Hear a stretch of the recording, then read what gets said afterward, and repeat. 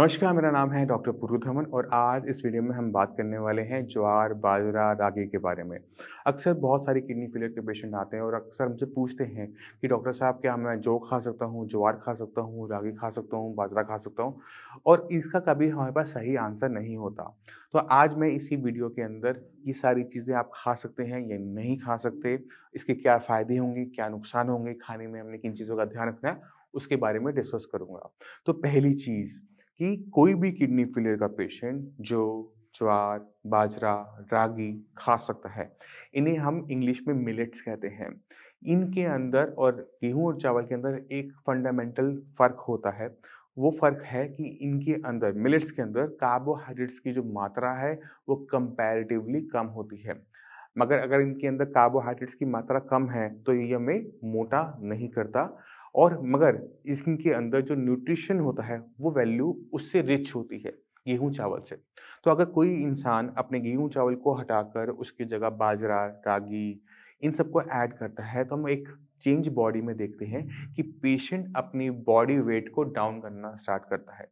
मगर जब body weight कम हो रहा है, मगर बॉडी में कमज़ोरी नहीं आ रही। तो ये सबसे बड़ा फ़ायदा होता है मिलेट्स का कि अगर कोई पेशेंट रागी, ज्वार, बाजरा इसको डाइट में ऐड करेगा, तो वेट तो लूज़ होगा बट बॉडी में वीकनेस जनरेट नहीं होगी। अब अगर हमें ऐसा खाना मिल रहा है, तो ये किडनी फेलियर पेशेंट के लिए ठीक होता है क्योंकि वीकनेस नहीं आ रही। अगर इसी खाने से बॉडी में वीकनेस आनी शुरू हो जाए, तो यही खाना खराब हो जाता है। अब बॉडी में वीकनेस ना आए इसका हमें बहुत ज़्यादा ध्यान रखना पड़ता है किसी भी किडनी फेलियर पेशेंट में क्योंकि अगर बॉडी में वीकनेस आएगी तो उससे और कॉम्प्लिकेशंस पैदा होती हैं। अब कॉम्प्लिकेशन कौन-सी पैदा होती है जब हम ढंग से खाना नहीं खाते उसको हम समझ लेते हैं। अगर आप खाने के अंदर घिया, तोरी, टिंडा उबाल के हल्दी, नमक के साथ ऐसी कोई डाइट ले रहे हो, तो ये सबसे ज़्यादा खतरनाक डाइट होती है। क्योंकि अभी आपकी बॉडी में सिर्फ़ एक ऑर्गन कम काम कर रहा है, वो है आपकी किडनियाँ। अगर आप खाना ऐसा खाते हो, तो आपके बाकी ऑर्गन्स को भी खाना नहीं मिलता, उन्हें कमज़ोरी महसूस होनी शुरू होती है। और जो किडनी की वजह से जो आपके बाकी ऑर्गन्स में प्रेशर पड़ रहा है, आपके हार्ट पे प्रेशर आ रहा है, आपके लंग्स पे प्रेशर आ रहा है, उसकी वजह से भी हम क्या देखते हैं कि बॉडी मल्टी सिस्टम फेलियर में जाना शुरू करती है। यानी पहले किडनी खराब हो रही थी, किडनी की खराब होने की वजह से आपके हार्ट पे फ़र्क आना पड़ लग गया, आपका ब्लड प्रेशर बढ़े रहने लगा, फिर आपके लंग्स पे उसका असर आने लग गया। तो ऐसे क्या होता है कि मल्टी सिस्टम फेलियर होना शुरू हो जाता है। तो आपने ध्यान क्या रखना है कि अपनी बॉडी को आपने अच्छे से ताकत देनी है और अच्छे से ताकत देने के लिए हमें अच्छे से खाना खाना पड़ेगा। एक और कॉम्प्लिकेशन हमें देखने को मिलती है जब हम ढंग से खाना नहीं खाते, वो है खून की कमी। किडनी फेलियर पेशेंट में खून की कमी कॉमन दिक्कत है। अगर आप खाना नहीं खा रहे, तो आपके शरीर में प्रोटीन नहीं जाएगा, आयरन नहीं जाएगा, फॉलिक एसिड नहीं होगा और आपकी बॉडी में ब्लड नहीं बन पाएगा। और अगर ब्लड नहीं आपकी बॉडी में कम होगा, तो आपको बार-बार या तो खून चढ़ाना पड़ेगा, इंजेक्शंस लेने पड़ेंगे या फिर हमें और कॉम्प्लिकेशन थकावट, साँस का फूलना, ऐसी कॉम्प्लिकेशंस देखने को मिलेगी। हमने किसी भी कीमत में अपनी बॉडी के अंदर वीकनेस नहीं आने दी थी क्योंकि जितनी वीकनेस बढ़ेगी उतनी ही कॉम्प्लिकेशन ये किडनी फेलियर पेशेंट की लाइफ में बढ़ जाती है। एक और सवाल पेशेंट हमारे सामने लेकर आता है, अक्सर वो हमसे पूछते हैं, डॉक्टर साहब हमें आप ऐसा परहेज़ बताओ जिससे हमारा क्रिएटिनिन लेवल डाउन हो जाए।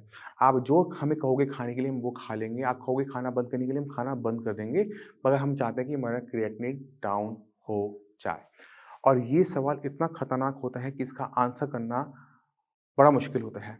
आपको समझना पड़ेगा कि जो क्रिएटिनिन है वो आपकी मसल्स में बनता है, मांसपेशियों में बनता है। तो अगर मैं किसी पेशेंट को बोलता हूँ कि आपने घिया, तोरी, टिंडा खाना है या फिर आपने खाना बहुत कम खाना है या फिर आपने इतना ही साइज़ का खाना खाना है, तो हम पेशेंट में क्या देखते हैं कि पेशेंट का जो वेट है वो डाउन हो रहा है। पेशेंट का वेट कहाँ से डाउन हो रहा होता है कि पेशेंट की जो मसल्स हैं वो कम हो रही होती हैं और मसल्स कम होने की वजह से बॉडी में क्रिएटिनिन कम बन रहा होता है।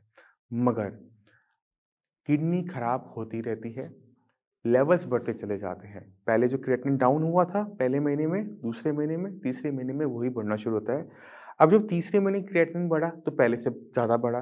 पहले जो लेवल थे जहाँ से हमने खाना बंद किया था और बॉडी में बहुत ज़्यादा वीकनेस है कि पेशेंट का चलना, उठना, बैठना भी मुश्किल होता चला जा रहा है। ऐसे पेशेंट इतने वीक हो जाते हैं कि जब इनका डायलिसिस करने की बारी आती है मजबूरी में तो डायलिसिस भी नहीं हो पाता क्योंकि बॉडी बहुत ज़्यादा वीक होती है। तो आपने ऐसी किसी भी डाइट को फॉलो नहीं करना होता। जैसे मैंने आपको पहले बताया कि अगर आपकी किडनी खराब हो रही है या हो चुकी है, तो सिर्फ़ एक ऑर्गन खराब है। आप खाना खा रहे हैं पूरी बॉडी के लिए, तो अपनी पूरी बॉडी को आप हेल्दी रखेंगे। क्रिएटिनिन डाउन होता है खाना बंद करने से, वेट डाउन करने से। मगर आपको समझने वाली बात ये है कि इससे किडनी ठीक नहीं होती। अगर आपकी किडनी खराब हो रही है, जैसे आप खाना नहीं दे रहे, तो कभी ठीक नहीं होगी, वो और खराब होगी। और जितनी वो खराब होती जाएगी, उतना वो क्रिएटिनिन बाद में बॉडी में इकट्ठा भी होगा। तो हमने कभी भी टेम्परेरी ट्रीटमेंट नहीं देखना होता, टेम्परेरी सॉल्यूशन नहीं ढूँढना होता। जब भी हम किडनी के बारे में बात करते हैं, तो हमें एक परमानेंट लॉन्ग लास्टिंग ट्रीटमेंट ढूँढना पड़ता है, जहाँ पे हमारी कम से कम किडनी जहाँ पे किडनी खराब होना बंद कर दे। अब समझने वाली बात है कि किडनी खराब हो क्यों रही थी। 80% पेशेंट के अंदर किडनी बीपी या शुगर की वजह से खराब होती है। तो अगर आपने खाना-पीना बंद भी कर दिया है, बीपी शुगर आपका ज़्यादा बना हुआ भी है, तो आप खुद सोच सकते हैं जो बीपी शुगर आपका ज़्यादा बना हुआ है, किडनी खराब होती रहेगी तो क्रिएटिनिन भी बढ़ना शुरू हो जाएगा। अगर वो एक आधा पॉइंट नीचे भी चला गया है, तो वहाँ पे वो टिक नहीं पाएगा। तो मैं उम्मीद करता हूँ इस वीडियो से आप समझ गए कि मिलेट्स किडनी फेलियर पेशेंट के लिए अच्छे हैं या नहीं हैं, और कौन-कौन से मिलेट्स हम खा सकते हैं, और खाना कितना इम्पोर्टेंट होता है किसी भी किडनी फेलियर पेशेंट में। फिर भी आपके माइंड में कोई भी डाउट हो, कुछ भी पूछना चाहते हो, डॉक्टर्स अवेलेबल हैं, उनसे आप बात कर सकते हैं, उनसे पूछ सकते हैं। अब इसी के साथ आपसे भी मैं चलने की आज्ञा चाहूँगा। मिलते हैं अगली वीडियो में, तब तक के लिए नमस्कार।